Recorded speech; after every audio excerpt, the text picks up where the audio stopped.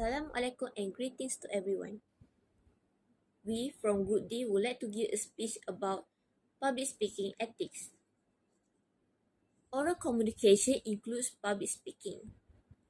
Making a speech in front of an audience is a process, an act, and an art known as public speaking. It is the act of speaking in front of a group of people in a systematic, intentional manner with the goal of informing, influencing, and entertaining the audience. This matter was divided into several fractions, which are A. Methods of correct voice projection, B. Methods of controlling and overcoming fears, C. Rules and regulations, D. Appropriateness of language, and the last one is E. Taboo and obstacles. Hello, my name is AIREEN NATASYA binti RAZLAN. My metric number is 27968. Okay, so today I will explain about methods of correct voice projection. Okay, so there are a few of methods of voice projection. Okay, I will explain about what is voice projection. Voice projection is the diaphragm and the muscles in your throat, neck, and face work together to deliver voice projection, which is the strength and loudness of your sound. So, what are the first method? The first method is pay attention to your breathing. Breathing is one of the most important aspects that affects voice projection. Do you realize that good breathing technique is crucial for effective voice projection? A properly projected voice employs air that flows from the diaphragm's expansion, whereas normal speaking uses air from the top of the lungs. To sustain high vocal projection, well-balanced and breathing is extremely vital in good vocal technique. The idea is to isolate and relax the muscles that govern the vocal folds so that the tension doesn't strain them. Okay, so the second method is maintain a proper stain. Okay, your stain, in addition to your breathing, is crucial. Actors are taught to stand alertly with their feet shoulder width apart and their upstage foot slightly forward while not facing the audience. This greatly helps balance and breathing. Okay, the third method is using your words in a clear and concise manner. Okay, communicating clearly relates to how well you can enunciate or articulate your words when it comes to voice control. Enunciation is a crucial aspect of communicating. If you mumble your words together until they become a different word, no one will comprehend what you're saying. Actors, public speakers, singers, and anyone who needs to communicate verbally with people on a regular basis should pay special attention to this. Thank you. Assalamualaikum and a very good day to everyone. My name is NURADILLA binti MOHAMAD ASRI and my matrix number is 279827. I will deliver a speech entitled Methods of Controlling and Overcoming Fears. Here are several methods that you can use to control and overcome a fear when you do a public speaking. First and foremost, you need to prepare your environment in advance so you can concentrate to deliver your speech. Ultimately, if you want to calm your nerves, You have to spend the necessary amount of time to preparing not only your presentation but also on your environment. You need to question yourself, what exactly will be available to you? Do you need some sort of laptop, tablet, and do the mic works for you? Method number 2 is don't allow the topic to petrify you. The one thing you'll need most when do the public speaking is the confidence. And nothing undermines your confidence more than being absolutely clueless about the topic you're supposed to present on. There are 2 ways to avoid getting rattled when you do a public speaking. The first one is pick a topic you're an expert on. And number 2 is if that is not an option and you're stuck with the topic, you have to gain a knowledge as much as possible into your brain before you do the speech. When you are prepared and knowledgeable about the topic, you are less likely to getting rattled. Method number 3 is have a stunning presentation slides. Here are some tips to stunning your presentation slides. The first one is use one idea only per slide. To make it more ideal, summarize the idea in fewer than 5 words. Having just a few words on your slides will enable your audience to focus on what you are saying, rather than trying to read and listen at the same time. The last method to control and overcome fears when do the public speaking is practice as if your life were at stake. You need to do as much as rehearsal as you can. The benefit on it is you will have a much easier time memorizing your speech and remembering what's next. The more practices or rehearsals you do, the more confidence you will build. In a nutshell, you have to do as much as practices you can before you do a public speaking to overcome your fears. Thank you. My name is NURUL HUDA. I would like to talk about rules and regulation in public speaking ethics. Public speaking means a process and act and art of making a speech in front of an audience. It is also a part of oral communication. Public speaking also has rules that we must follow in order the speech looks good and appropriately. So first of all, take a look at yourself. If you are one of the speakers, you have to wear clothes that are appropriate and well groomed. This is because the image is important for the first appearance for others. Next, when you are already on the stage standing at the lectern, your posture must be great and comfortable. If your posture looking uncomfortable, audience might think that you are not ready to give the speech and they doesn't want to pay attention in your speech. Besides, when you're on lectern, it also has their own rules. One of them is never touch the lectern inappropriately. Next, never leave the lectern unattended. If your job after this is going to introduce someone, then don't leave the lectern until someone comes near the lectern. Conclusion: for lectern's rules, try to practice how to use the lectern appropriately. Let's continue about the rules for public speaking. Furthermore, the rules for public speaking doesn't allow to use prop. You don't need prop for your public speaking. Prop here regarding as visual aids such as slide or film.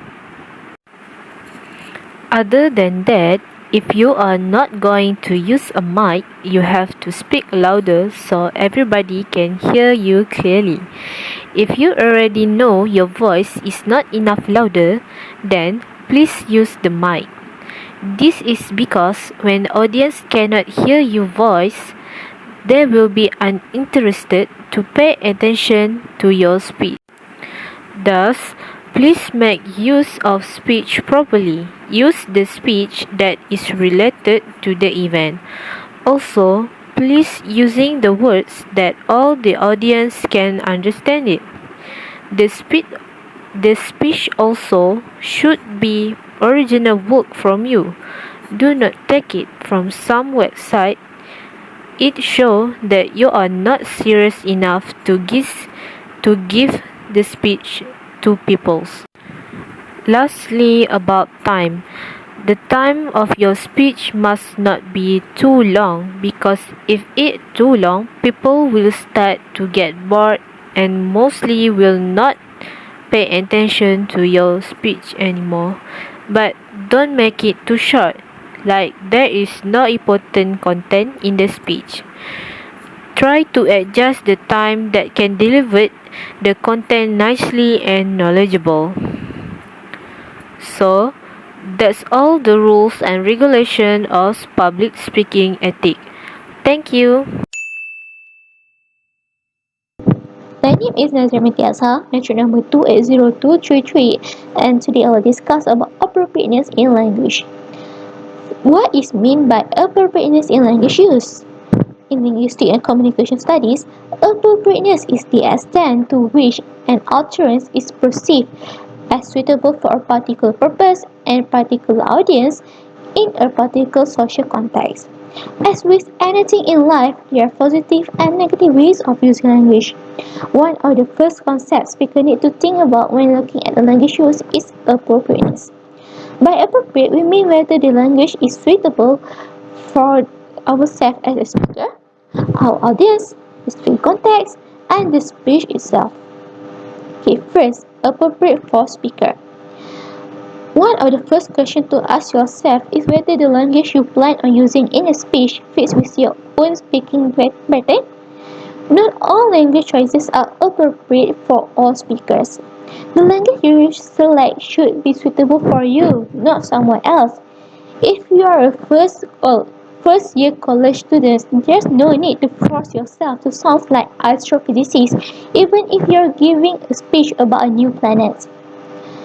One of the biggest mistakes novice speakers make is thinking that they have to use million words because it makes them sound smarter.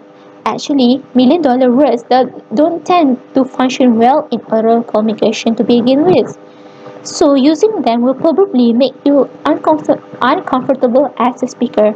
Also, it may be difficult for you or your audience to understand the nuances of meanings when you use such words. So using them can increase the risk of denotative and connotative misunderstandings.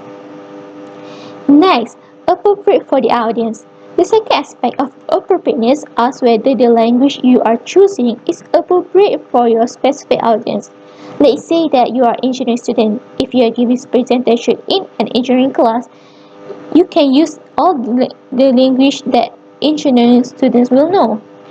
On the other hand, if you use the engineering vocabulary in a public speaking class, many audience members will not understand you. This is why audience analysis is important. Audience analysis is a key factor in choosing the language to use in a speech. Next, appropriate for the context. Next question about appropriateness is whether the language you will use is suitable or fitting for the context itself. The language you may employ if you are addressing a student assembly in a high school auditorium will be different from the language you will use at a business meeting in the hotel ballroom. If you are giving speech at an outdoor rally, you cannot use the same language that you will use in the classroom. Because the speaking context includes the occasion, the times of the day, the mood of the audience, and other factors in addition to the physical location. Take the entire speaking context into consideration when you make the language choices for your speech. Lastly, appropriate for the topic. The fourth and the final question about the appropriateness of language involves whether the language is appropriate for your specific topic. If you are speaking about the early year of the Walt Disney Company, would you want to refer Walt Disney as a thaumaturgic, which means one who works wonder or miracle? While the word thaumaturgic may be accurate, but is it the most appropriate for the topic at hand? Overall, a speaker must realize that language can help to create the sense of reality by giving meaning to the event. The word used to label an event determines the great extent how we respond to it. Therefore, every speaker needs to be careful and follow the rules of language to be effective in speech making and giving. That's all from me. Thank you. Assalamualaikum and hi, my name is Afira binti Amran and my matrix number is 279593. Now I'm going to talk about 5 taboo or obstacles associated with public speaking. Because as we know, many issues can arise while preparing for and during your speech. First obstacle is fear. Fear, stress and nervousness. This is the problem that most of us have when it comes to public speaking. Many speakers can be fined for a week leading up to a presentation. But in the moment when you wait to begin your talk, your nerve can spike and threaten your ability to deliver a clear and impactful message. Symptoms like sweaty palms, a racing mind, your heart beating a little bit faster, or sometimes your legs get a little bit shaky.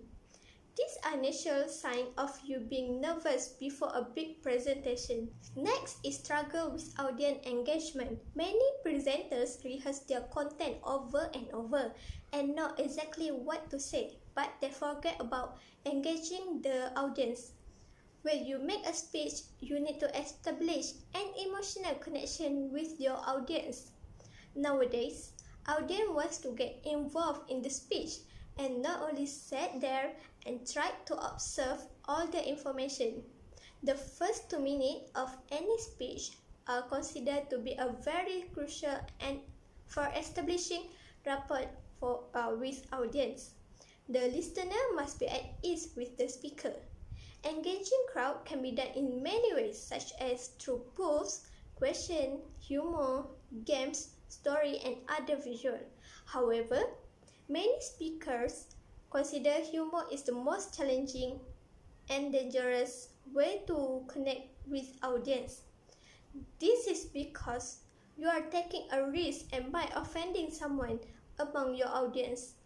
So, if you are going to use humor in your talk, you can find a gentle humor that relates to your topic and include it in your talk.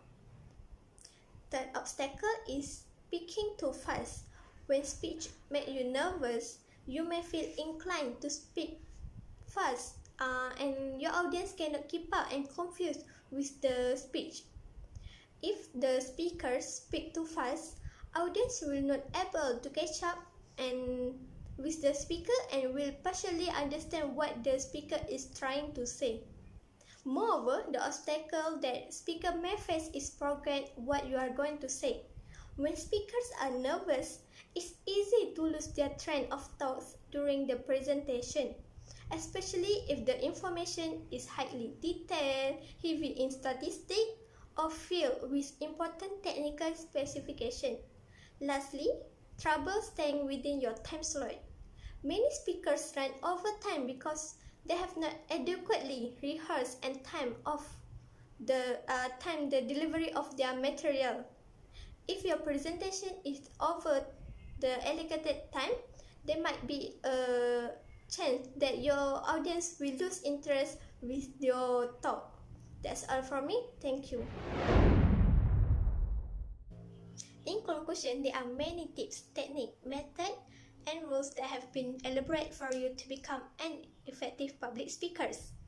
Everyone, including good public speakers, can escape from the fear of public speaking, but majority of them have trained themselves to perform through persistence, preparation, and practice.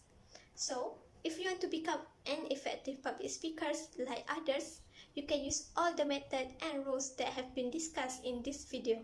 That's all from us. Thank you.